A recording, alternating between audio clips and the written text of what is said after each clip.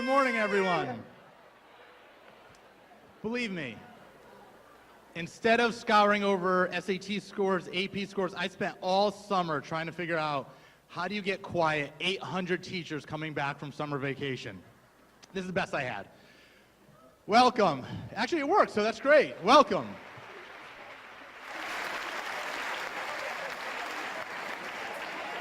My name is Dan Zatoon. I am the principal of William Hall High School. Thank you. And I'd like to welcome everyone to the opening of the 2017-18 school year. Before I hand off the program to my good friend, Dr. Gretchen Nelson, we'd like to start Convocation with a selection from the 2017 Hall High Pops and Jazz Show. Enjoy.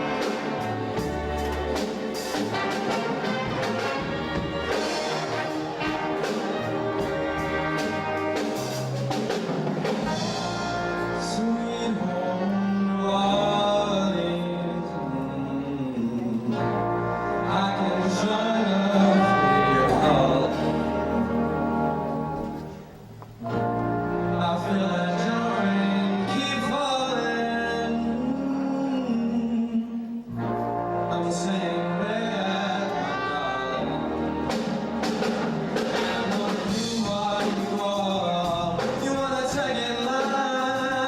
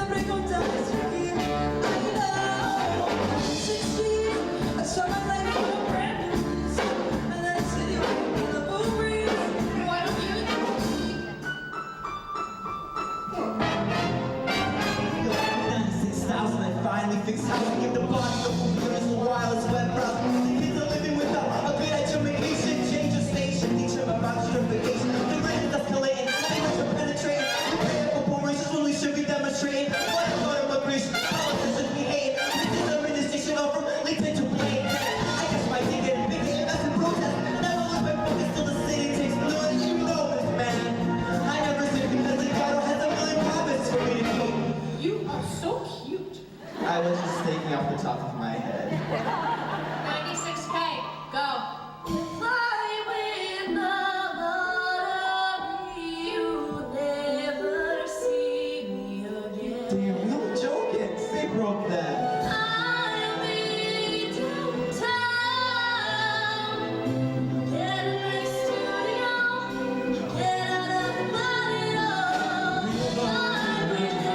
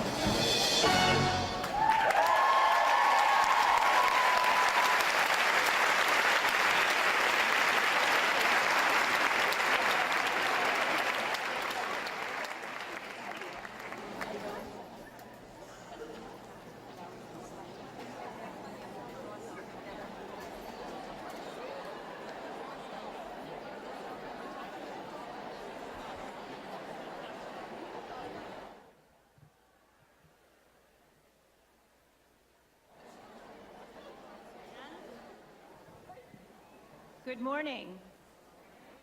Thank you.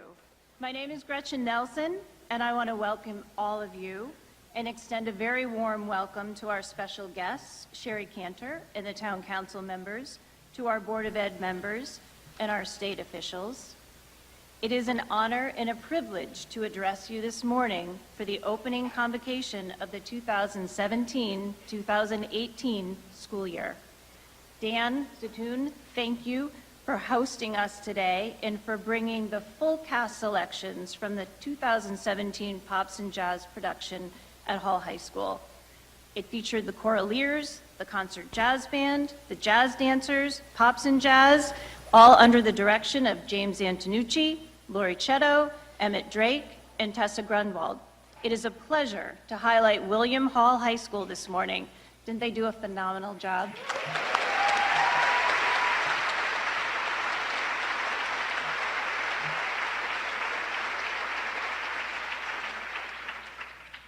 With Hall's incoming freshman class of 422 students, Hall will serve just under 1,500 students this year.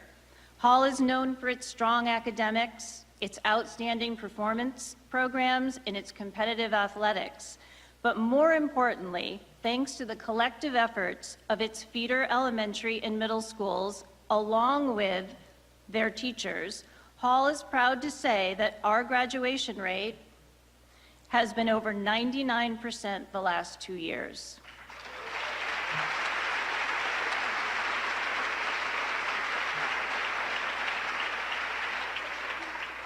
So thank you to Mr. Zatoun and everyone at Hall High School for a wonderful opening and welcome.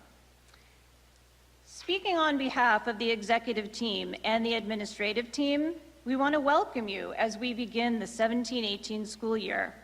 Convocation is the action of calling a people together.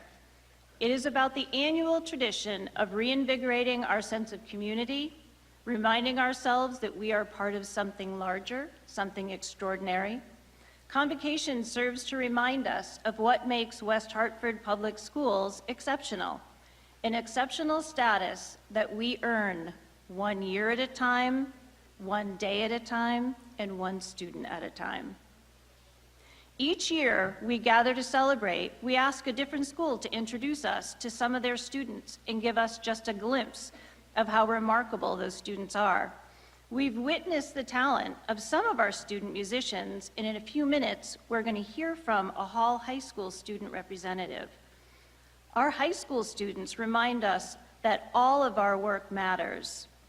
It was the collective effort and skill of each staff member who has touched their lives along the way from preschool to elementary school, middle and high school, helping bring them to this point on this day.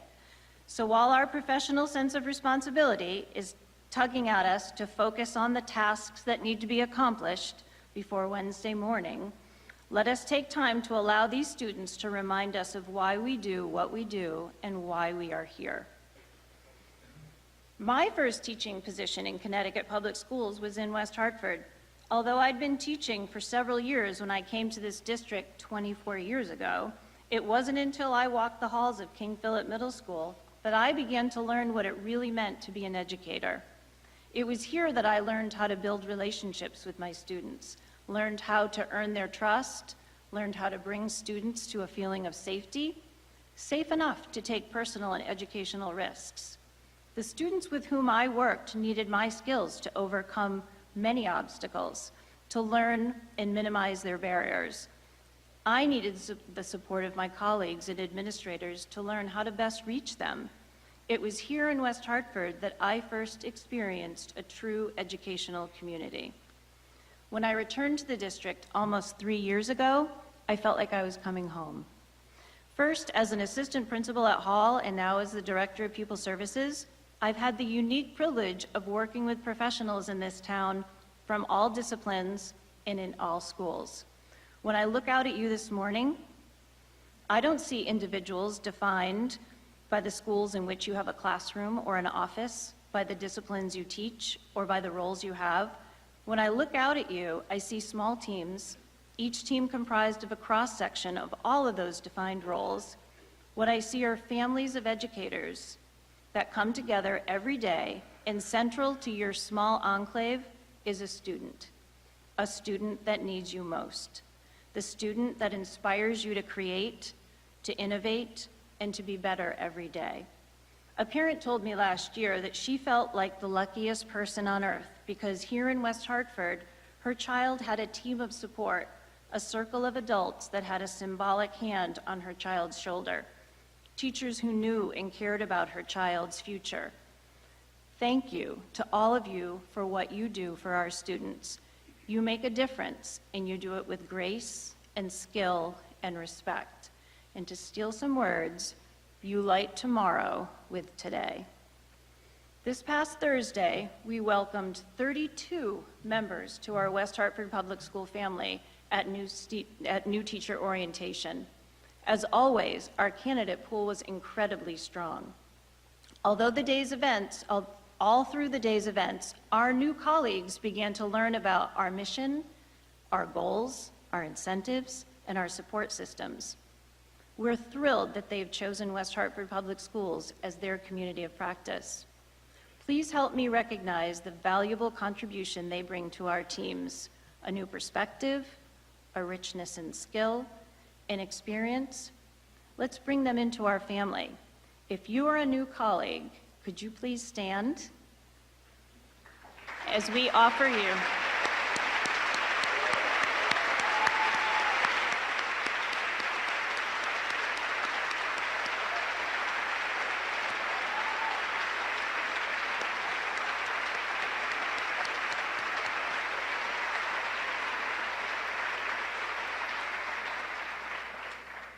Thank you. I would also like to extend a special welcome to Mr. Scott Dunn, our new principal of Wolcott Elementary School.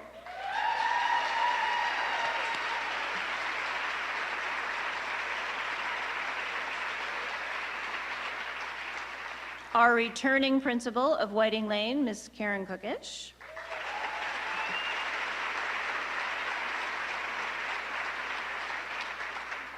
Miss Amy Schmelder in the role of interim principal of Aiken Elementary School.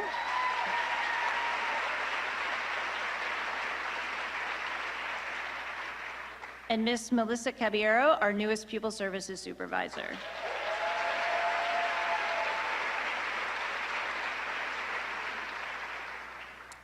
And now it is a pleasure to introduce our first speaker of the morning. West Hartford's Board of Education continues to be a model for a productive and high-functioning Board of Education. 7 men and women comprise our board, volunteer their time for this critical community role, and are continuous supporters of our teachers, our administrators, and our families throughout all of our schools. Here to represent them is our Vice Board Chairperson and fellow educator at Trinity College, Dr. Cheryl Greenberg. Cheryl has served on our Board of Education since 2015 and brings vast experience and knowledge to her role. Cheryl?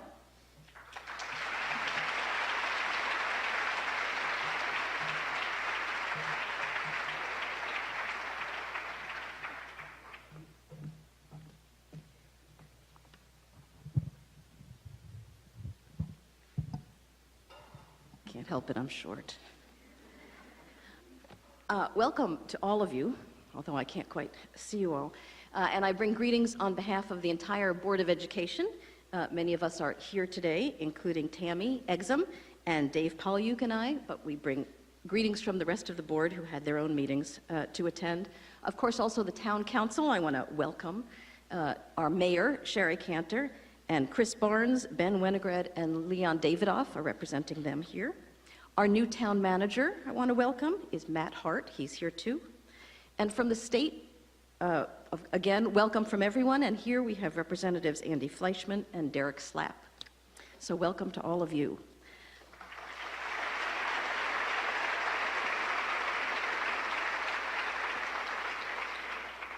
I also, before I begin my remarks, want to give 2 shout-outs. One is to Suzanne Donzello, who was amazing on everything, and particularly on this amazing spread for breakfast.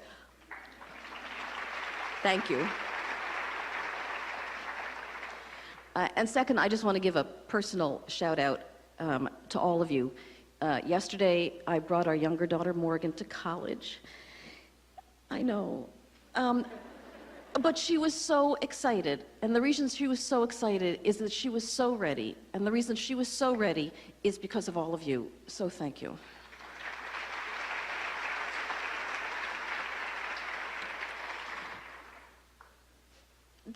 This is such an exciting day, and it's also a little scary. I know as a teacher myself, I've actually been in the classroom, high school and then college, for more than 30 years.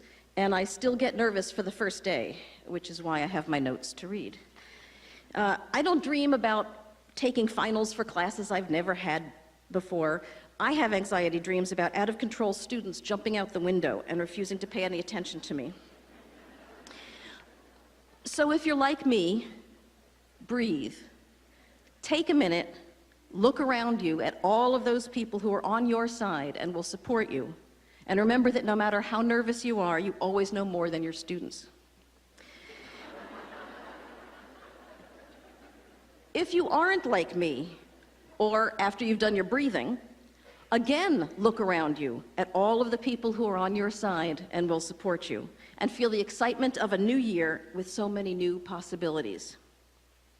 But let's be honest, there are some serious challenges that we're facing, and I wanted to face them directly as we start the new school year. One elephant in the room is the ongoing fiscal crisis in the state. There are rumors and threats and misconceptions and finger-pointing and a whole lot of scary numbers being thrown around, and it is scary. But let me be absolutely clear here. Our representatives in the House and the Senate, whom I've introduced, our mayor and our town council are fighting furiously to protect school funding. And because so many towns are affected, there are many people fighting alongside us. So I'm mildly optimistic.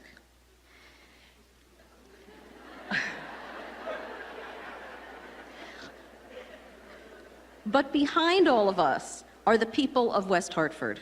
Our town is committed to the high quality of our schools. With strong community support, last spring, Tom and the Board of Education worked really hard to protect the quality of our programs and the level of our services to make sure we continue to provide a great education to all of our students.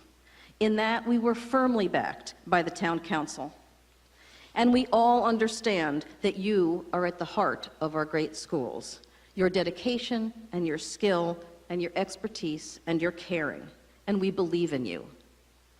So although, of course, we don't know what will happen in the end, what I do know and what I can promise you is that we will all remain completely committed to that fight. This is our community, these are our schools, and these schools are at the core of our lives. Which brings me to the second challenge that we're facing, and to my mind, an even bigger one, and that is our civic life and democratic values. I don't mean to sound paranoid or apocalyptic, although maybe I do, but we've seen some pretty disturbing things in the past few months. We've seen parents rounded up for deportation, and people fearful to report a crime or go to the hospital for fear that they will be detained and expelled. Some of these people and their families live and work among us, here in our town, or attend our schools. We've seen public debates about whether Islam is a legitimate religion, and whether refugees from war-torn nations deserve our help. Some of these people live and work among us. We've seen in public comments and actions disrespect for democratic institutions and for our laws, and a lack of compassion for others, or any sense that we are responsible for one another. We've seen a spike in hate crimes, in openly racist, anti-Semitic, xenophobic, and homophobic language in the public sphere that was unimaginable even 2 years ago. And that feels threatening to so many among us. We've seen schools locked down because of bomb threats. We've seen a rejection of science, of reason, of facts. And we've seen and heard the raw hatred of those who gathered in Charlottesville and elsewhere, hatred that became lethal violence. No matter what your politics, the open hatred and viciousness that has come increasingly to the fore threatens us all. Some of us personally, all of us as members of a community. And all of that makes me very afraid. But you all make me feel better. You are the line in the sand. You are the role model for the community and the country that we want. I've talked to many people in the past few months who are uncomfortable with what they see going on, and everyone is asking, but what can I do? The answer comes to life for teachers every day. In your classrooms, people learn to respect one another. In your classrooms, difficult conversations are conducted with civility. In your classrooms, truth matters, facts matter, evidence matters. In your community, in your classrooms, we embrace diversity and celebrate community. In your classrooms, everyone learns to value critical inquiry, open-mindedness, and integrity. Every day, with your students, you are doing something to make sure that everyone feels safe and valued and respected. I know this is a challenging moment, but it is a time that you can make a real difference.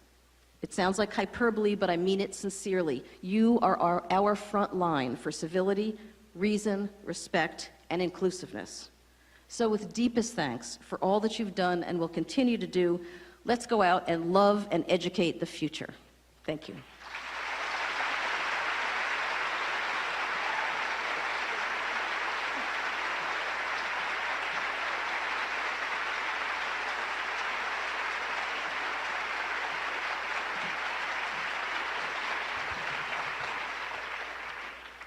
Thank you, Cheryl, for your inspiring words and your dedication to public service and this community. Your leadership is recognized and appreciated by all of us.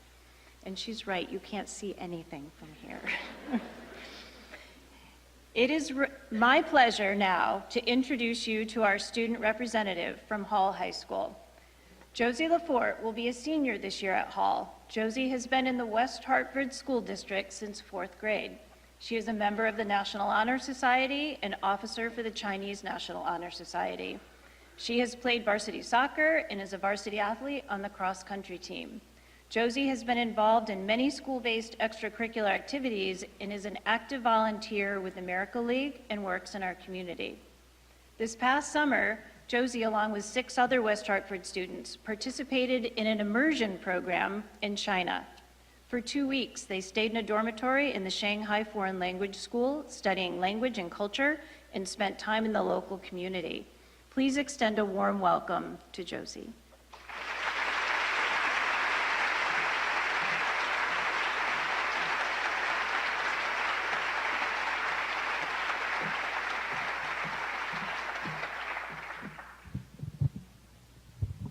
Good morning. My name is Josie Lafort, and I'm going to be a senior at Hall High School this year. I was asked to speak here today due to my unique position of living with 2 educators. My mom, a 1st grade teacher at Morley, and my dad, an earth science teacher at Hall. Years of eavesdropping on my parents' late-night conversations has indeed enlightened me about some of the more unbelievable aspects of your profession.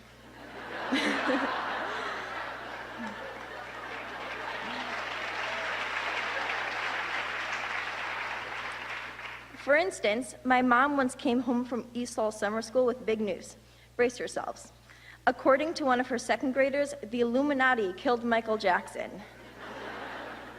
And I learned from my dad that if your lectures on tectonic plate structure are too boring, as his apparently are, they may actually drive certain students to sprint out of the back door of your portable to go chase geese in the pouring rain. Also, I know from another story that those no eating in the classroom rules can be pretty tricky. It may actually prompt an irate student to chuck his bologna sandwich right at your head. Although if you look at the glass half full, no food will be wasted because another kid will probably pop out of his seat and salvage it right off the floor. And yes, that really happened. I've come to understand how brutally honest kids can be too. All in the name of being helpful, of course. One time, for instance, a girl politely interrupted my mom's read aloud just to tell her that she had, quote, wrinkles under her eyes like old person.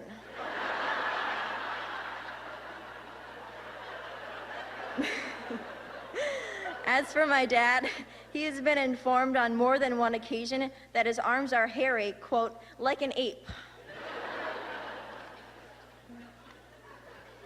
So, these stories and more have given me a window into what the job is really like. But what makes teachers so unique? My parents really and truly love what they do, as I'm sure do all of you. But why? What makes you as a group so special? As I thought a lot about this as I sat down to write this speech. I ultimately didn't come to a final answer from having 2 teachers for parents, but through rereading a speech by author David Foster Wallace that we discussed in AP Lang last year. He describes us as human beings having what he calls a default setting. For those of you unfamiliar with this, it's basically what we think about when we aren't thinking about anything in particular. It's that little voice in your head that narrates your thoughts to you. And many of us, he explains, subconsciously go around believing that the world revolves around us. For instance, when you're late to work and someone cuts you off, that mini you in your head flips up the middle finger and tells that person to F off because they've almost wrecked your car. But, as Foster says, in reality, that person could have a sick child in the car and they were on the way to the hospital, and you were in fact in their way, and they cut you off for the sake of protecting their child, as any parent would have done. And no, the conclusion I came to was not that you all go around swearing at each other in your free time. The fact is, teachers have a different narrator. You dedicate your life to helping kids like me succeed. Your narrator does not revolve around you. It revolves around others. And this, of course, is only a small fraction of what makes you all so unique, but I believe it's one of the most important parts. I want to sincerely say thank you, not just for the hours you spend in and out of the classroom, but because you are all teachers all the time. And in the few spare moments when you aren't teaching, you're most likely coaching basketball or track, or tutoring us for the SAT, or downing espresso shots at midnight to polish off that last college recommendation. Or you're at Big Y conducting an incredibly awkward impromptu parent conference.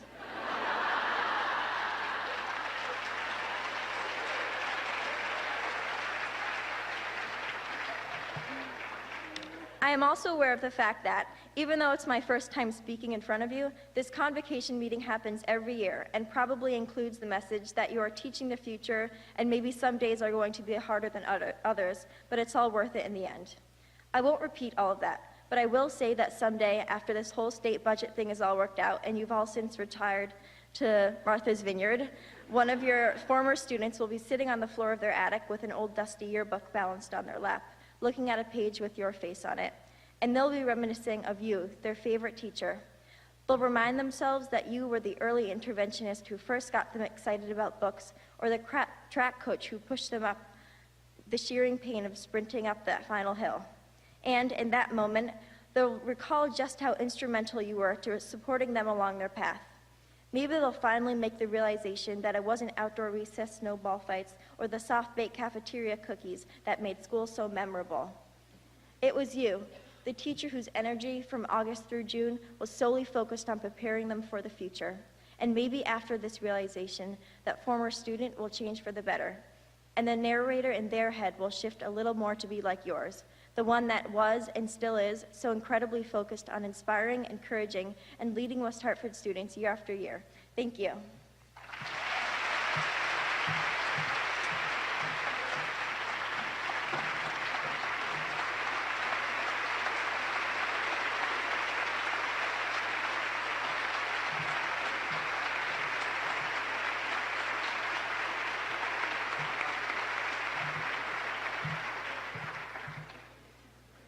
Well done, Josie. Your achievements and your insights are a testament to your hard work and the effort of your parents and all that is good in West Hartford. Thank you. The late Wayne Dyer spoke about choosing a career path. He believed that there's no scarcity of opportunity to make a living at what you love. There's only the scarcity of resolve to make it happen.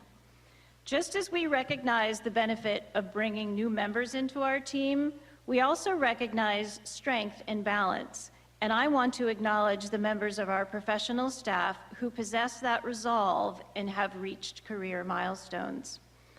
In his book, Light in the Heart, Roy T. Bennett reminds us that the level of success you achieve will be in direct proportion to the depth of your commitment.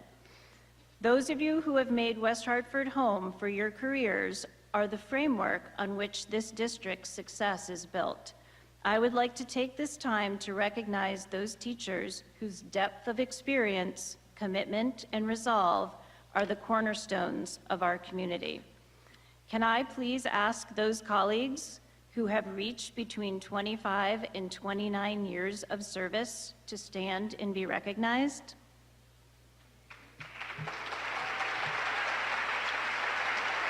Stay standing.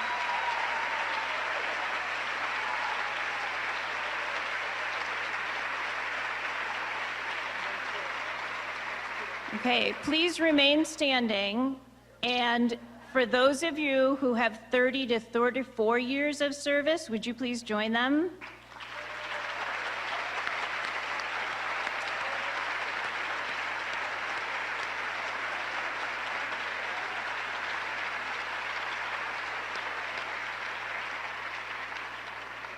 Will anyone with 35 or more years of service please stand?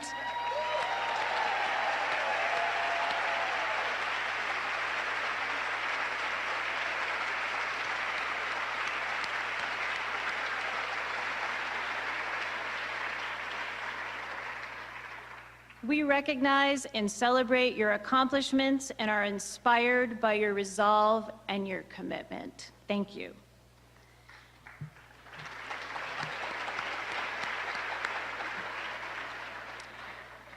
I am now pleased to call on our 2016-2017 Teacher of the Year, Steve O'Brien, 5th grade teacher at Aiken Elementary School. He will be introducing our next West Hartford Teacher of the Year. Steve has represented West Hartford with distinction and symbolizes the best in our schools. Please join me in welcoming Mr. Steve O'Brien.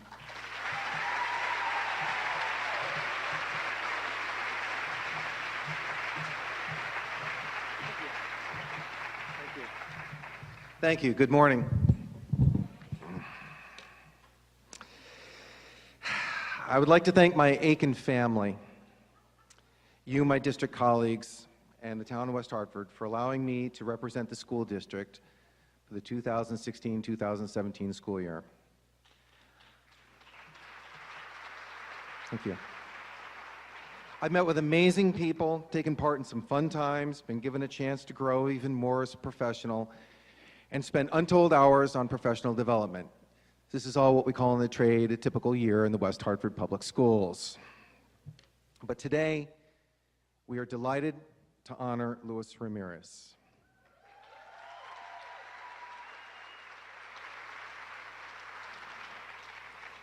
I met with Luis in the spring, and one thing immediately became clear.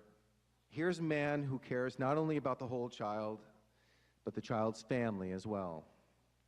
The child of Cuban immigrants, Luis loves to talk about the respect for family and appreciation for education he gained while growing up.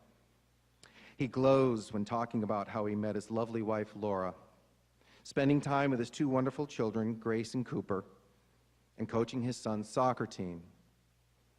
In speaking with his colleagues, certain phrases come up over and over again, such as courageous composure, incredible humility, gentle but firm manner, and wonderful sense of humor. Students in need or parents frozen with fear coming in for a PPT are soothed and reassured by Luis's warm smile and gentle professionalism. It's easy to see how he seamlessly meshes his love for family with his work with the students and their families at Smith School. For the description that says it all, I turn to the words of Teresa Giolito, principal of Smith School. Many of the families that Luis works with are in a state of crisis and/or emotional distress. Luis offers the families of Smith a caring, understanding, and empowering environment where they feel trusted. His work with complex cases involves many different parties with disparate goals. He recognizes that change does not happen overnight. He's a highly dedicated professional who thinks critically and creatively to effectively problem solve with students and their families. Wow, that says it all about the man. And then she sums it up perfectly. Luis is the glue that holds our school together.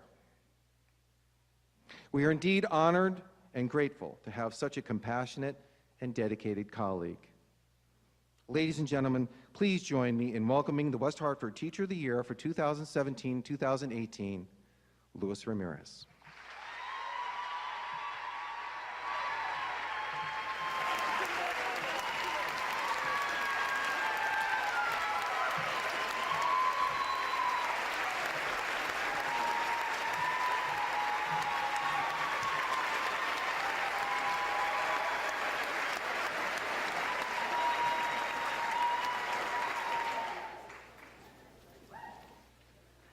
Thank you so much. For those of you who couldn't see what I just saw, my awesome crew down there, they had a bunch of my big faces on sticks over here. So, oh my goodness. Being recognized as Teacher of the Year is a tremendous honor. Before I share my words with you today, I want to share my deep appreciation for the people who help me do my job, the people who get my back and make me look good. We all have those people with us here today, so here are some of mine. I would like to first start off by recognizing and thanking God for the many blessings and for the incredible people He has put in my path. He has given me the strength to get through many trying times in my life. Having faith has kept me grounded and moving forward. I would like to thank all the students and families I have had the opportunity to work with over the years. They have taught me many life lessons, both personally and professionally. I would like to sincerely thank all of my friends and colleagues at Smith. Your support, encouragement, and kindness has been overwhelming and so important to me. As all of you know, an educator's success is shared with many people we work with. And here in West Hartford, I've had the privilege of working with and learning from many exceptional people that range from central office to the custodial staff and everyone in between. I would like to give a heartfelt thank you to King Philip Middle School and all the teachers and administrators for their support and patience when I first started back in 2008. Thank you for the confidence you had in me from the beginning. For me, working in a school was a big adjustment, and it was quite a learning curve. To Dr. Gretchen Nelson and the entire Pupil Service Department, thank you for being so supportive and available whenever I have questions or concerns about a student or family. There are many delicate topics that we help students and families face and work through during the school year, and it's reassuring to know all of you are a phone call or email away. A special thank you to Steve O'Brien. I had the opportunity to sit and have a heartfelt conversation with Steve back in June, and he gave me some great pointers on how to prepare for this moment. Thank you. Of course, thanks to my beautiful wife, Flora, who is cheering me on with our children today. Thanks for your unwavering support and for always being there when I need you most. You are an amazing mother and wife, and I'm grateful to have you by my side. To my children, Grace and Cooper, thank you for inspiring me to be a better man. I love seeing your excitement and joy for life. You're terrific kids. I would like to acknowledge and thank my parents and two sisters for their support and love. My parents have sacrificed a lot in their lives so that my sisters and I could have a better life and more opportunities that they had. With that said, I knew as soon as I was selected as Teacher of the Year, I wanted to do something special to honor them. I especially want to recognize my mother and the impact she has had on my life. As I share my story, I hope you will understand why and how it's so connected to what I do as a school social worker, and in many ways, to what we all do as educators. My parents were born in Cuba and came to the United States as young teenagers. It was during a critical time in history when Fidel Castro took over as president, and there was a lot of unrest and unfamiliar territory. My parents' families had to leave so much behind, and they literally came to Miami with only the clothes they were wearing and no money in their pockets. My father, who grew up relatively wealthy in Cuba, told me that as a young teenager, he still remembers the first time he truly felt naked and poor, as many immigrants often do. His father, my grandfather, stayed behind in Cuba, thinking that things would get better and the families would be able to return someday. My dad and his mother were able to eventually leave Cuba. When they first arrived in Miami, they were worried, but happy to be in a safer environment. As they were trying to leave the airport with others in a taxi, they needed to pay for parking. My grandmother, who I never had the chance to meet, graciously offered to pay that parking attendant. So she reached into her bag, but quickly stopped and realized that although she had her purse with her, she didn't have any money in her wallet. Her facial expression and reaction is still rooted in my father's memory. As a teen, my mother was sent to live in Miami with extended family members, as both of her parents didn't leave Cuba until a year or two later. My father and mother met each other as teenagers in Miami High School. I often wonder how they lived when they first arrived in Miami, how scared or unsure they must have felt, how unstable their situation must have been, and what they ultimately witnessed during the takeover of Castro. My father has shared many stories about the experiences, and every time he tells them, I see the pain and anger swell in his eyes about what they did, how they had to leave their country, what they left behind, and the struggle of starting over in a new country. As new students and families arrive at our school's doorstep, it's important to remember how intimidating starting over can be on so many levels. Let me fast forward a bit. Growing up, when it came to our schooling, my parents put a lot of trust in teachers. They didn't have the same level of education as they primarily went to school in Cuba and Miami. They relied heavily on our teachers to make the best decisions for their children, as so many families often do. In my case, school was never easy for me. You see, I was that child in your classroom who was shy and hesitant. I was that child that took longer to build trust. I was that child that was a struggling learner. I was that child who was born first-generation American. I was that child whose family was bilingual. I was that child whose family moved multiple times. I was that child that experienced trauma. I was that child who doubted himself and his self-worth. I was that child that struggled with anxiety and motor tics. I was that child who needed dedicated, compassionate teachers who would take the time to know me, to see past the challenges, to believe in me. I needed all of you. Let me fast forward a little bit more.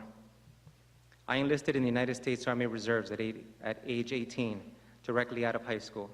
For the first time in my young adult life, I was away from my family alone in a new environment, Fort Bliss, Texas, in the middle of July. The ground was so hot that we were issued black gloves to wear whenever we had to do push-ups or ground detail. Sharing living quarters with 60 other guys wasn't my favorite, but I learned what it meant to depend on others and the true meaning of teamwork and trust. My father shared something important with me before I left for Texas. He said, "A man is only as good as his word. Be respectful, don't be a wise guy, and only respond when talked to." He was right. Basic training was hard, but it wasn't the physical part, rather the mental energy it took to balance everything they required of us. There will be times this year where we will be pushed mentally and physically. I encourage you to think about something that you have endured or maybe are going through at this time in your life, and how that can help give you perspective on whatever challenge you will confront this year. After basic training, I went on to Fort Sam Houston in San Antonio, where I received medical training as an operating room technician. I later worked in a hospital in Virginia for a period of time. Maybe that's why I get along with our school nurse so well. Eventually, I returned home and enrolled at UConn, where I started my coursework while completing my military duties. I went on to become the first in my family to receive a bachelor's and later my master's degree. I'll fast forward a bit more. I started at KP in 2008. Our daughter Grace was 1 at the time. My mom had recently taken early retirement after working at Aetna for over 30 years as an insurance underwriter and coach. My wife and I were thrilled that she wanted to watch our daughter while we were at work. We were so happy to finally have a similar schedule, as Laura is a school counselor in Farmington. Things fell into place beautifully. We were 3 years into our marriage. We bought our first home. Grace was a joy, and now I had a new job working in a school. Knowing my mom was going to take care of Grace, our most prized possession, gave us peace of mind and a sense of security. All the pieces of our life were in sync. Life was good. My second year at KP was quite different. My wife and I noticed that something wasn't quite right with my mom. We started to see that she was experiencing trouble with simple daily tasks. She was unable to clearly communicate the events of the day, and her writing didn't make much sense. My wife and I would find items misplaced around the house, and on occasions, we would come home and notice that Grace got into things that she shouldn't have. One day, my wife got home before me and found Grace covered in magic marker all over her face and body. But when she asked my mom how it happened, she shrugged and didn't even notice that Grace was covered in ink. On a different occasion, a more serious incident occurred. This time, I got home first, and my mom was in the kitchen doing the dishes while Grace was napping in the other room. After I walked in, I kept hearing a clicking sound, and I couldn't make out what that was for several minutes. I walked around the house to see what it could be, and suddenly realized that the pilot light from our stove was on. After a long emotional day at work, I came home to a situation that, in hindsight, could have been much worse. But in that moment, I lost my cool. I quickly turned off the gas stove and questioned my mom about how long it was on and why she didn't hear the clicking noise. I was demanding and almost harassing her with questions. Then, mid-rant, I paused and realized that my mom was unaware of the risk to her and Grace. So many thoughts ran through my mind. What if I didn't get home when I did? What if my mom had fallen asleep? What if? To say that I lost my patience was an understatement. I made my mom feel terrible, and in return, I felt like the biggest you-know-what. I can see that she started to cry as she kept busy with the dishes, and her voice weakly said, "I'm sorry." I didn't know how to turn it off. In that moment, I realized that something was very wrong and that things would never be the same. My wife and I knew we had to make significant changes. We needed to find someone else to care for Grace, we now also needed to provide additional care and support for my mom. Our entire world was turned upside down. Fortunately, we were approaching Christmas break and would be given a few days to catch our breath and regroup. Don't our school breaks always seem to come up just when we need them? We were again blessed. We found an incredible daycare provider and friend through the Farmington School District. Laura worked with a teacher whose wife provided daycare for teachers' children. She was watching our close friends' children, and in hearing about our situation, Maria McNamara offered to take care of Grace for us. Maria cared for Grace as if she was one of her own children. She later cared for our son as well. The relief and comfort we had having Maria step into this role is truly priceless. Those of you who left your children in someone else's care today know exactly what I'm talking about. As for my mom, we realized we had to step in, find the appropriate doctors and resources to best support her during this difficult and scary time in her life. My siblings and I came together, and for the next several years, we were in and out of doctors' offices. We met with multiple specialists and had several evaluations and medical tests done to try and understand what was going on. We were told with relative certainty that the cause for my mother, age 58, was early onset dementia. We were in shock. We tried to process this while immediately getting her the best possible medical care and support. We explored day programs, visiting nurses, in-home support, counseling, medication, and so on. Nothing could stop this disease. I know many of you have loved ones with Alzheimer's or dementia and can relate. As the years passed, we fought in every way we knew how. Despite our efforts, our beautiful, spirited, playful, and always loving mother's health deteriorated. My wife and I took over all the decision-making for my mother, as she eventually became incapable of communicating her thoughts and wishes. As new parents, learning the ins and outs of parenthood, juggling work, still trying to learn the ropes of working for the school district, and simultaneously taking on the responsibility of becoming my mother's power of attorney, learning about Social Security, Medicare, and how to keep her safe while she battles this awful disease. It was a trying time. And while your story may be different from mine, I know many of you can relate to these times of feeling so stretched, so tired, and so scared. You don't know how you will show up and take care of our students and families, but you do.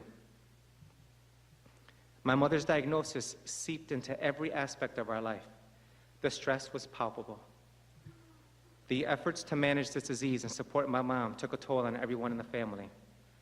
My parents divorced long before any of my mom's symptoms occurred, but nonetheless, I know my father was deeply saddened to see her declining so rapidly.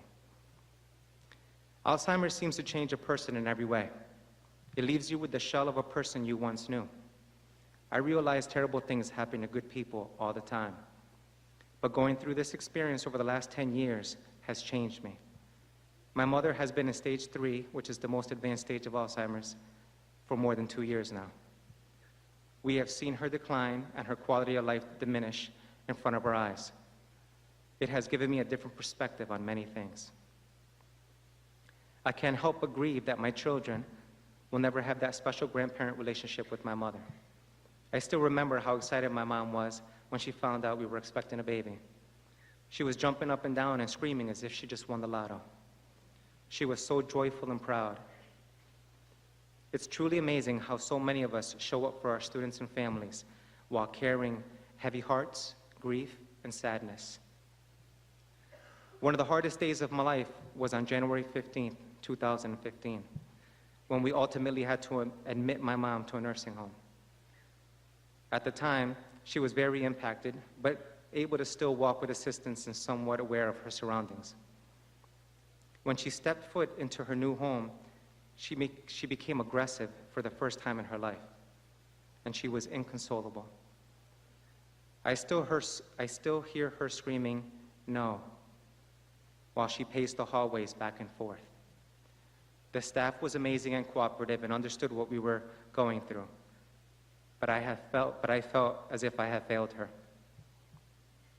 We tried so hard for so long to keep her in her home, but even with the round-the-clock care, it became a significant safety issue, and this felt like our only option. I knew this would be my mother's last home. I cried so hard in the car that night. I remember apologizing to her over and over again, asking her for her forgiveness. She was unaware of so much, but I knew she understood what had just happened. Fast forward again. My mother is now 69 years old, unable to communicate, unable to walk or feed herself, dependent on others for everything. Visiting her is difficult for so many reasons, but yet my children will ask, "When can we see abuela?" When we visit as a family, it's usually brief and simple. We give her a little hug and kiss, and my kids gently push her around the hallways in her wheelchair. Both Grace and Cooper amaze me with their compassion and kindness towards her and towards others who may be struggling. Thank you, Grace, for trying to hug abuela when she can't hug you back. And Cooper, thank you for tickling her to try and get a reaction out of her. They remind me of so many of our students, full of love, hope, and compassion. It saddens me that my mom cannot celebrate this special time in my life with me. I know she would be proud. I appreciate you giving me an opportunity to honor her, share her story, and to celebrate her role in my life.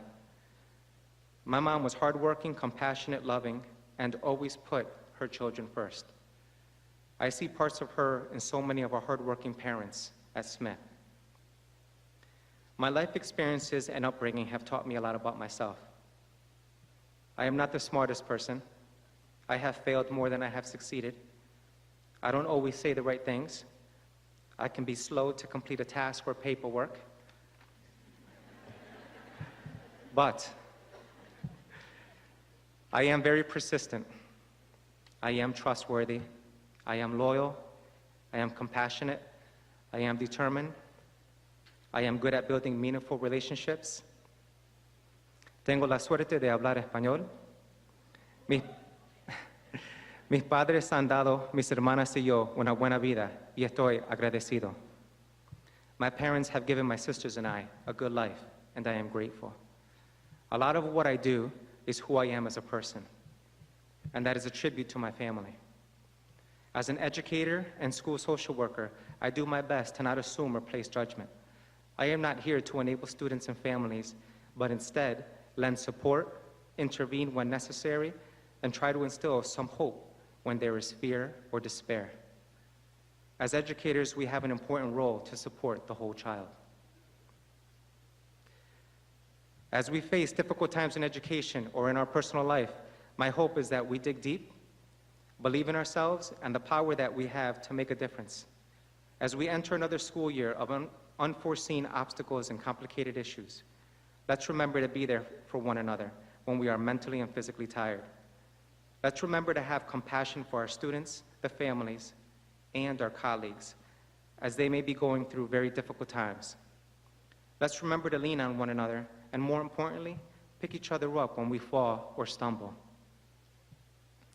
I shared the kind of child that I was and some of the obstacles I have faced with you this morning. I am proud to say that I am now that educator that believes in young people and all they have to offer.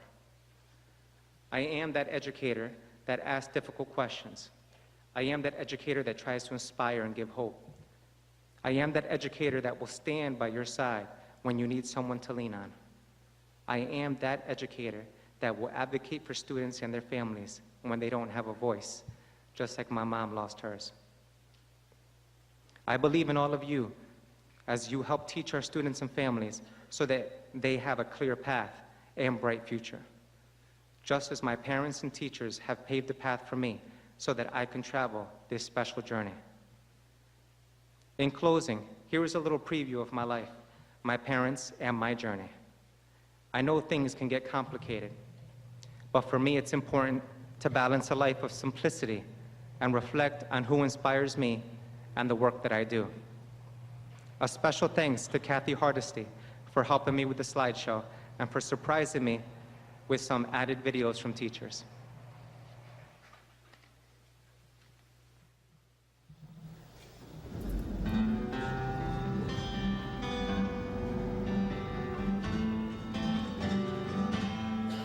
Well, Mama told me when I was young, said sit beside me, my only son, and listen closely to what I Lewis, you are the most empathetic person I know. You are the heart and soul of our school. Thank you for all that you do. some sunny day. Oh, take your time. Don't live too fast. Troubles will come and they will pass. You'll find a woman and you'll find love. And don't forget that there is a someone up above. For me, Lewis has been the calm in the storm. Whenever I had a student that was needing some time to get themselves calm, not only did he help those students, but then later on he would check in on me and just say, "You doing okay?" And that's what he's all about. He's amazing. Baby, be a simple kind of man.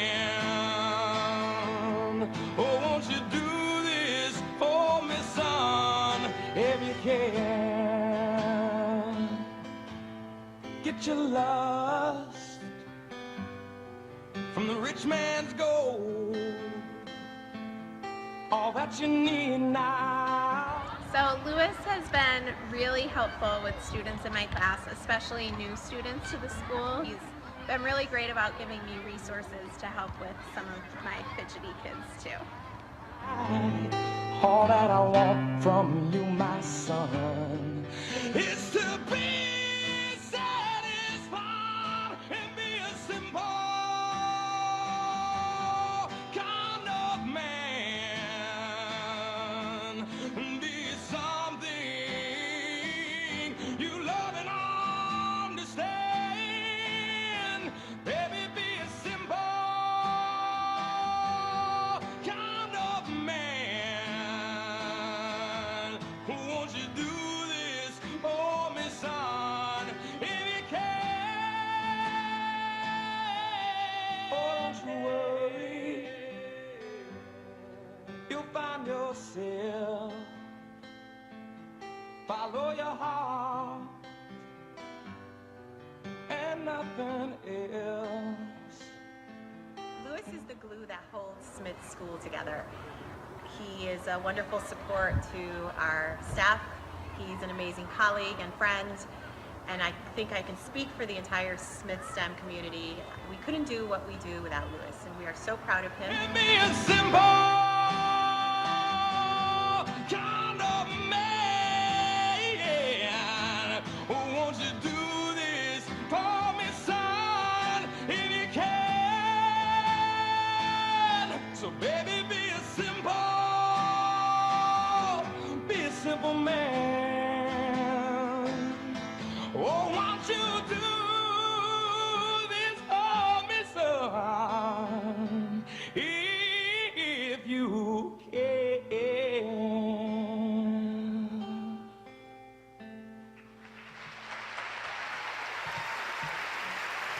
Thank you so much. Good luck this year.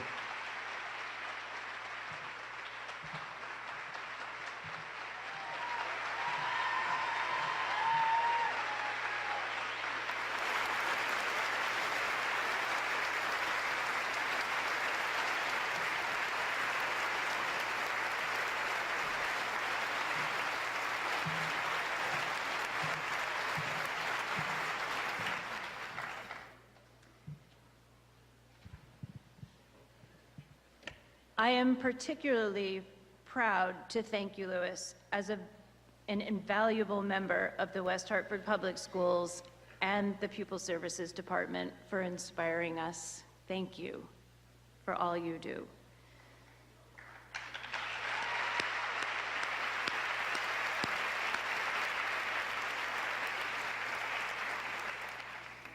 It is now my honor to introduce our Superintendent of Schools, Mr. Tom Moore. Tom's passion for students, for education, and for developing global citizens is evident to anyone who hears him speak. This year marks the beginning of Tom's 4th year as superintendent and 21st year with the West Hartford Public Schools. As a teacher, a principal, and a superintendent, he dedicates all of his time and efforts to clear paths for all students. He believes deeply in equity, opportunity, and our collective responsibility and ability to change the lives of our students for the better. Tom inspires all of us to be the best for our students. Ladies and gentlemen, your Superintendent of Schools, Mr. Tom Moore.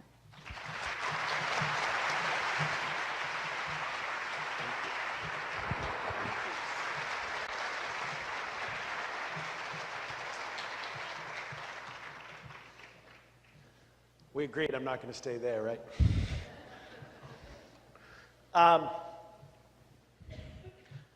So this has been the most difficult, I don't want to call it speech, talking point I've ever had in putting together, because what speaks to me doesn't always speak to everybody, and the things that I really like, not everybody else necessarily likes. And my mood often dictates how effective I am at presenting things.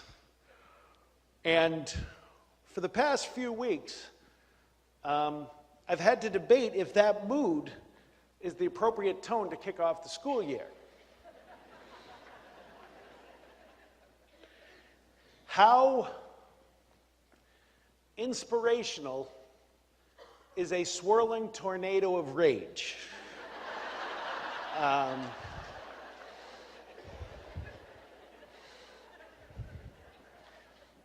You could ask your administrators, because I met with them last Tuesday, and they got a piece.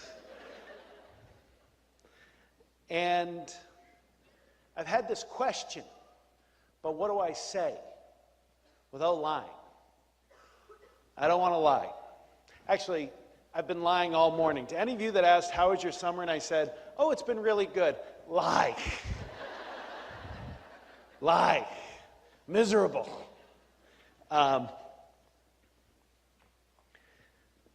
I appreciate the truth tellers. You know, even when they're not saying the direct words that are the truth, but they're giving a kind of tone. And I brought this up before, speaking of Smith School and Lewis, and when I went there to talk about the budget in April, and Teresa saw me, and after I spoke, she said, are you okay? And it wasn't the, hey, are you okay? It was the, should I take you to a hospital now? Kind of, are you okay? That really brings, and so I got back to my office and I said to Rick, how bad do I look? And he was also honest with me. And he was like, oh, you look terrible. So I've decided I can't do that this year. But the past couple weeks, trying all these ideas swirling. What do I say? How do I do it? And then things happen to build my rage. And I'm telling my wife all about this. And I remembered that my wife doesn't really like angry Tom. Now, it's funny because I do. He's my favorite version of me. That guy gets stuff done. You know, surprisingly, Rosina also likes that Tom very much, which is, she encourages me, so that's a problem.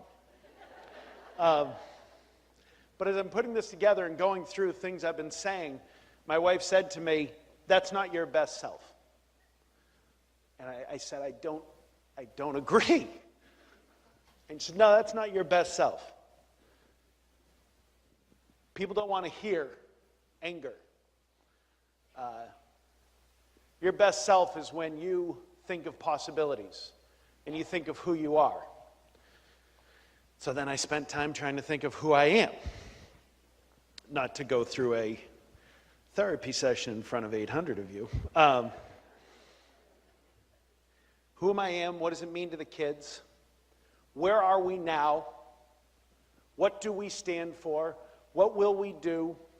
Where do I find inspiration? Where do I find hope? Where do I find who I am? And a lot of who I am has been true since I was 15.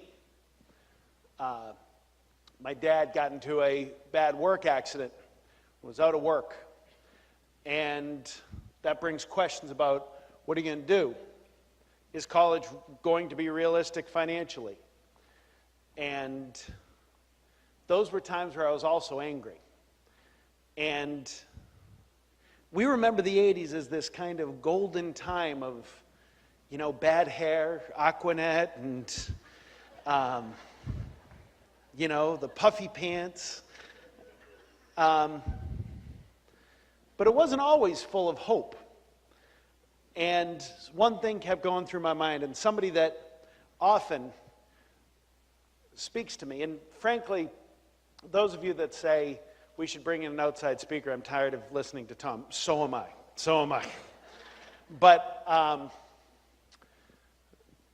not sure if you've heard, we're a little short of cash. So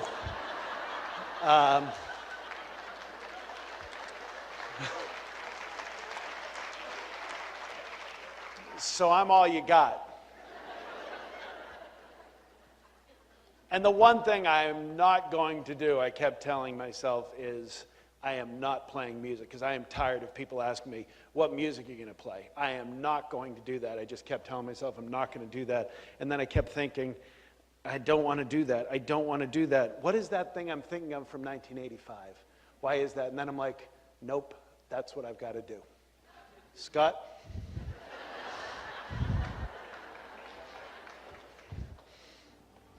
I'd like to do a song for you that I guess is about the greatest song ever written about America. And it's by Woody Guthrie. And what's so great about it is it gets right to the heart of the promise of what our country was supposed to be about. And I guess, I don't know if you talk to some of the unemployed steel workers from East LA or Pittsburgh or Gary. There are a lot of people out there whose jobs are disappearing. I don't know if they feel that this song is true anymore. And I'm not sure that it is, but I know that it ought to be. So I'd like to do this for you, reminding you that with countries, just like with people, it's easy to let the best of yourself slip away.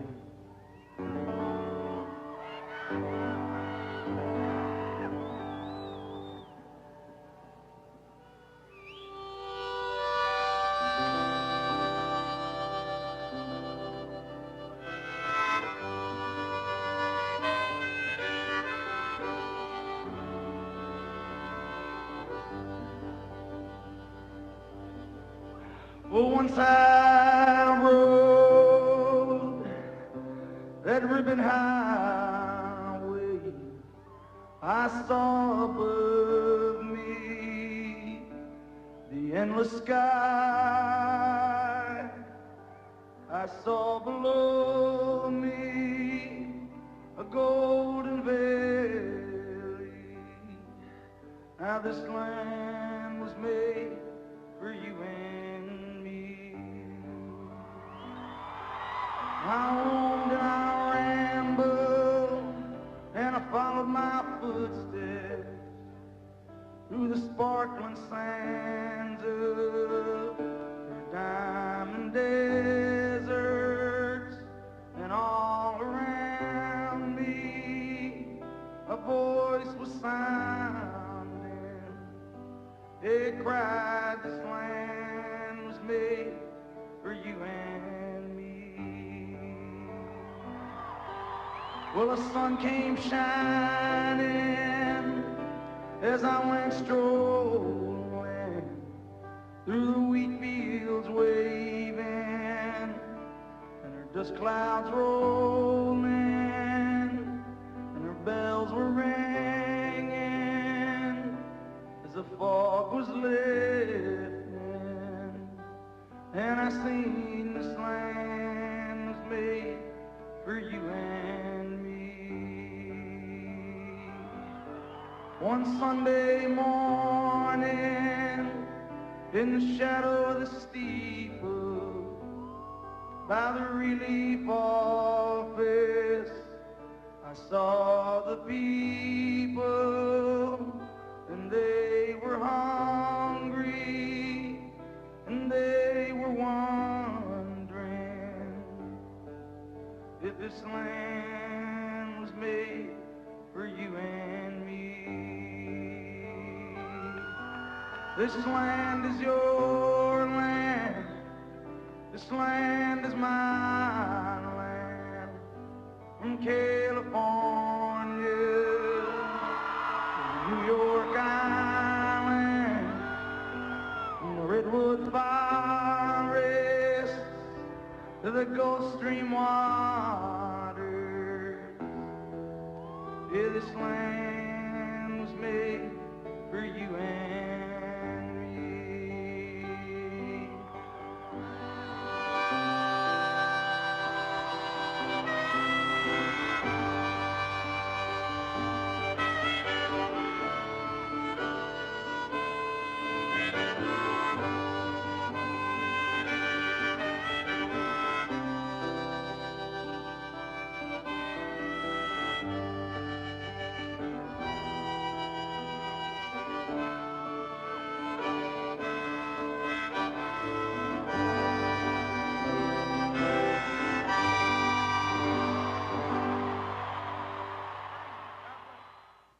That's my favorite song. It's my favorite song, it's my favorite performance, and it's because of something I'm not sure you would have caught. It's a different version than what you'd hear in schools. And it included lyrics that some people have actually questioned, are they part of the lyrics? Woody Guthrie wrote that in 1940. Put it away. Wasn't published till 1944. But there is a part that we don't sing that he did there on September 30th, 1985. Some of you weren't born yet. One Sunday morning, in the shadow of the steeple, by the relief office, I saw the people, and they were hungry, and they were wondering if this land was made for you and me. We shouldn't have to wonder if this land was made for you and me. The reason this song spoke to me, that I felt like, okay, I don't want to be trite, I don't ever want to do the same things, it's because I watched footage from Charlottesville.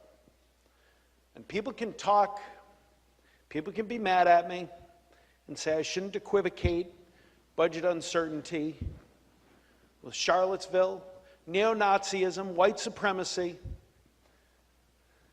They don't know what we know. Because if you watched on Vice News the clips from Charlottesville, the part that got to me the most, and believe me, it could be anything, but by torchlight, marching, chanting, "Whose streets? Our streets," angrily, on Thomas Jefferson's campus, where Rick Ledwith's daughter is today, Emily Ledwith, somebody who we should all be proud that we've had a part in getting to know a fine, not just young student, but a wonderful young person that West Hartford sends forth. And there are people daring to say these are their streets. People that represent hate. And it's not their streets. This land is our land. The question of is it? The answer is yes. But the Beatles were wrong. All you need isn't love. Love's nice. I'm in favor of it.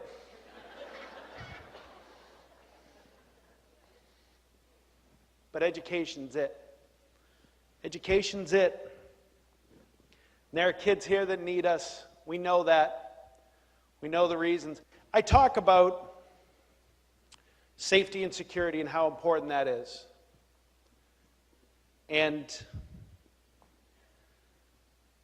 you can't think of anything else if you don't know where your meal's coming from.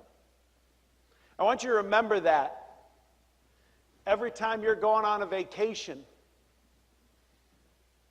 and you're excited, be it a break, be it summer. I want you to remember that when we're excited on those rare, rare, rare mornings when Andy Morrow calls you.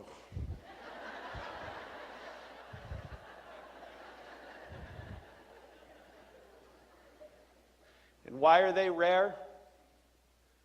Because I know there's kids that day that are not food secure.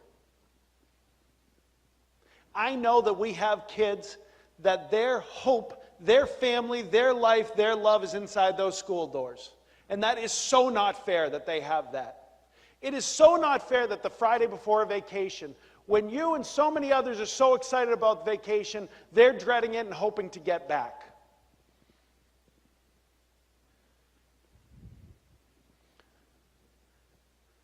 Those kids deserve the best of us. They require the best of us. And then there are kids whose security has been twisted, who have been taught to blame others. We've been exposed to them in our lives, and that's what kept speaking to me in Charlottesville. I'll be damned if I'm going to see one of my kids there. And I always think of the same person. I had a student who was brilliant. Brilliant. Read his writings in AP European history. It became clear to me something wasn't right. He'd been taught to hate. That came through in his take on things continuously in European history. And then I met his parents, and I understood why. Because that's what they had taught him, that's what they believed. Because a dirty little secret is that we're a large community. We have all sorts of people here.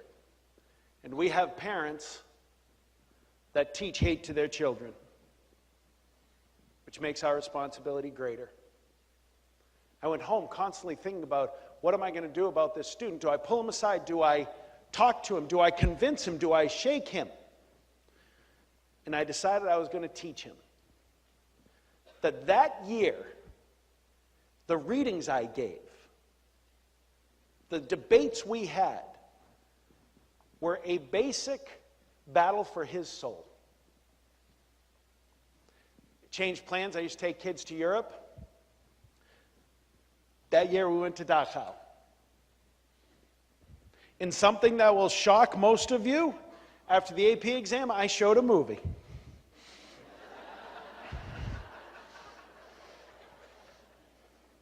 Because yes, I hate movies. Mr. Death, about a Holocaust denier, to show the folly. And the fact is, I'm 99% sure it worked. But I can't see into his heart. I can't see into his soul. But that's the battle that we have every day. That's the battle that you have, and I don't know who you're fighting for. You've got to meet the families, you've got to meet the kids. But it's why we can't settle. It's why we can't be depressed. Because it's too easy to be depressed. Because something else happened today, 54 years ago today, on a hot day. the I Have a Dream speech, Martin Luther King Jr. My favorite line from that speech that I think perfectly speaks to us at this point in our history is, let us not wallow in the valley of despair. We can't do that. We cannot do that. Our kids can't afford for us to let a budget battle depress us, no matter how maddening it could be. We can't, I can't lead, because you're all leaders. You're all leaders. You have a more direct impact than I can ever have.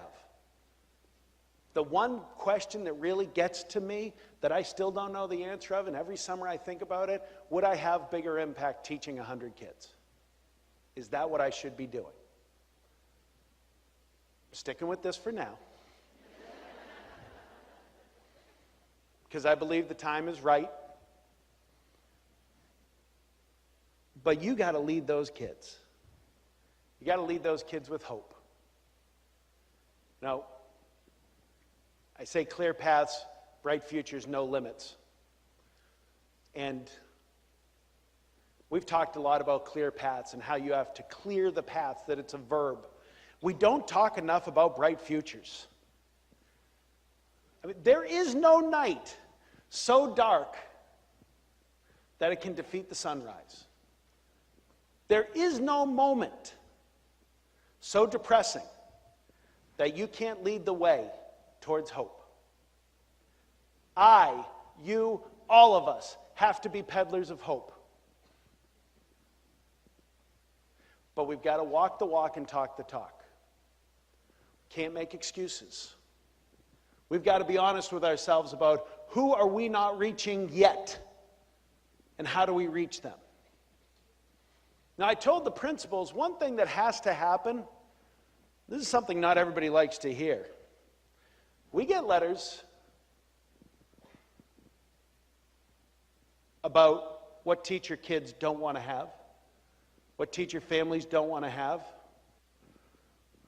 I've asked the question, do they know? Do they know? Have we had that conversation? Because we have to. Because you need to know if what you're doing is working. That means you've got to look at the evidence that comes across. You've got to look at what your kids are producing. And we can't be people that place blame. We have to be peddlers of hope. We have to believe that tomorrow it can get better. We have to believe the impossible is possible. Because the fact is, it's never too late. It's never too late. There is always hope. And kids can't lose hope. And the way kids lose hope in themselves and faith in themselves is when they sense that we don't believe in them, or that we think it's too late. Being around high school most of my life, that's when people say, oh, if we could have gotten to them sooner. But then I hear too many stories of people that have dropped out and then found their moment in life. So it's not too late. If you don't believe me, the Patriots were losing 28-3. It was impossible. 0.4% chance of winning. That had happened. A team had been down that much. In the record of teams down 25 points. In that point in the third quarter or more, they had won previously 4 times and lost 2,544 times. But it was possible. Greatness made it possible. Greatness made it possible. Are you great? Are you great enough to make it possible? Am I great enough to make my job possible? What I know is good enough isn't going to cut it now. I know good enough is absolutely not good enough anymore. I know that we had parent after parent after parent and kid after kid after kid coming forward to defend and celebrate our work last spring. It was as inspired as I've ever been. And one of the things I think that was bothering me this summer, that I wasn't ready to face, but now I'm good with it, is I don't want to let all those people down. Don't make them liars. That's yours, that's mine, that's our responsibility. This town, I believe, when push comes to shove, will always stand for education. I believe in our parents. I believe in the democratic with a small d process. I believe that people will come out and support the hope for their kids. We got to keep giving them that reason to. We've all got to look at ourselves and say, are we good enough or are we great? Because it's time for greatness. Woody Guthrie wrote that in 1940. 1939, largest rally up to that point at Madison Square Garden. 22,000 people came out to Madison Square Garden. It was the German-American Bund meeting, also known as the American Nazi Party meeting. 22,000 people, the largest gathering at Madison Square Garden up to that point in its history. That woke people up. That woke people up. I believe in the goodness of humanity. I believe Charlottesville is waking people up. I believe that the budget crisis is waking people up to decide what's most important to us and what kind of a society will we be. You can judge the justice of a society by how it takes care of those that are least fortunate. And we need to keep pushing that point forward too, because we have kids that are being left behind by cuts to DDS and DCF that need us to stand up for them also, and not just for education. And I know money's tight. And I know people worry. I've got a son entering his senior year and a daughter entering her junior year, going off to college, and they talk about where they'll go and is there a future in Connecticut. There is a future in Connecticut. There's a future in Connecticut because of you, because of the material we get to work with our kids, and those kids that we are most afraid that are going down the wrong path, they're the ones that'll make your life worthwhile.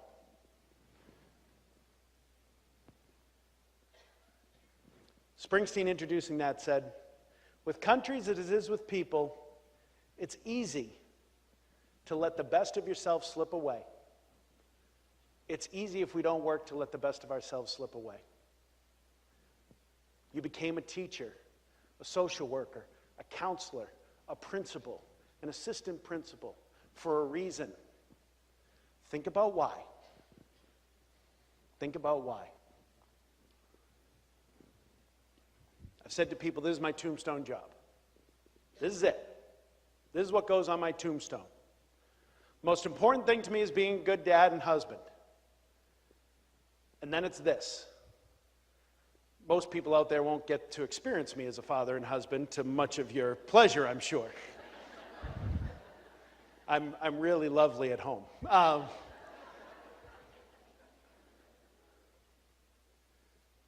But this is your tombstone job too. The words on your tombstone are your kids that go forward.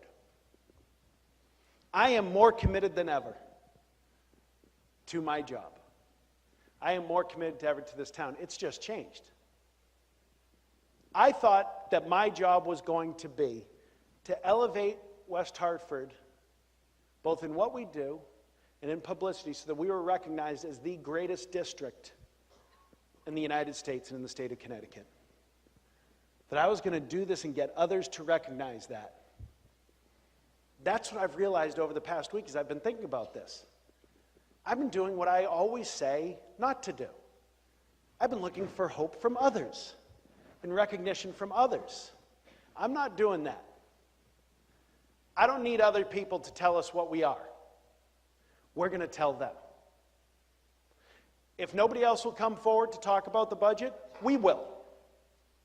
If nobody will come forward to talk about how we need to support our kids, we will. West Hartford will lead. This country mimics America. We have everything. We have millionaires. We have homeless children. We have children that run the gamut of experiences that need us more than ever, and we will lead. And you will lead. And we will be that example for this state of how things should be done. We will be the example for this country about how we can get along. 70 different home languages spoken. The kids don't know it. They think it's cool. It is cool.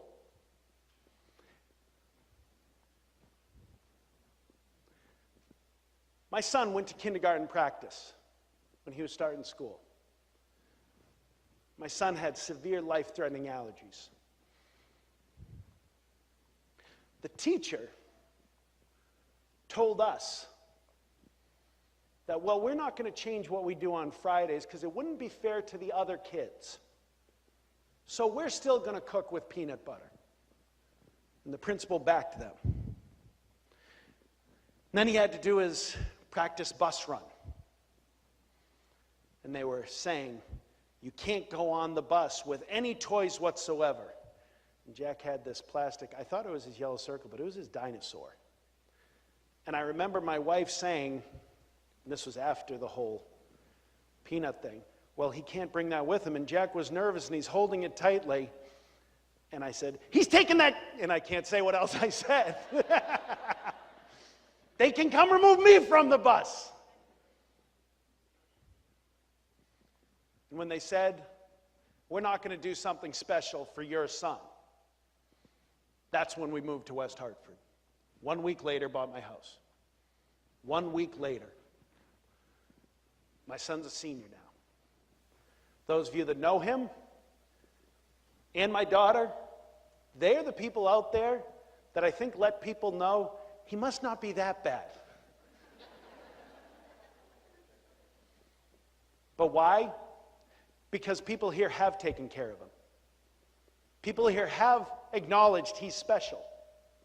People have acknowledged my daughter's special without the same things. And it is absolutely not because I'm superintendent.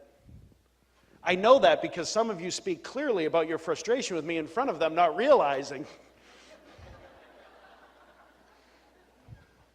And no, I hear about it. My kids deserve special treatment. Every parent that sends their kids here deserves special treatment. And now is the time for us to lead and show people that we will treat them specially. We will treat them as our own children. We will make sure they're never a marcher in Charlottesville, whatever takes its place. Things that should be in the dustbin of history that are now on the news, those won't be our kids. Because we're going to provide hope. You can do it. Bright futures. Bright futures. Be proud of that tombstone. Make it huge with all the kids that you've helped, with all the kids that you've saved. Because I don't get to do that with kids every day. But my job is to make sure I give you the opportunity to. And I promise you, we, everybody on the executive team, all your principals, we're going to work hard to do it. Look honestly at yourself. Make sure you know who you are. Make sure you know what you stand for.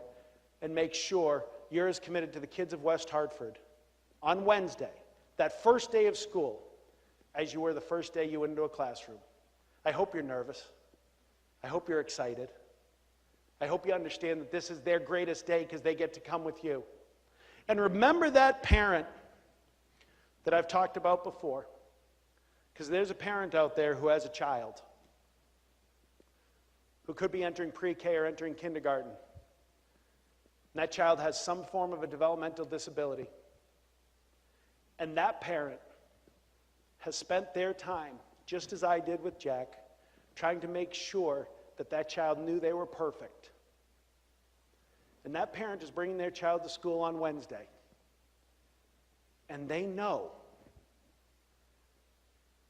Now that they're releasing that child into the world, there are going to be others that tell that child he or she is not perfect. Make them perfect. Make them believe they're perfect. Reward the faith that those parents put in us. Let them know you think they're perfect no matter their flaws. Stand up for those kids. Stand up for West Hartford. Stand up for our country. Make sure everyone knows that this land is all of our land. And give hope to that promise so that the answer to that question is always yes. It's our land. It's our town. It's our country. The time is now for you to be great. Thank you so much. Have a great start to the year.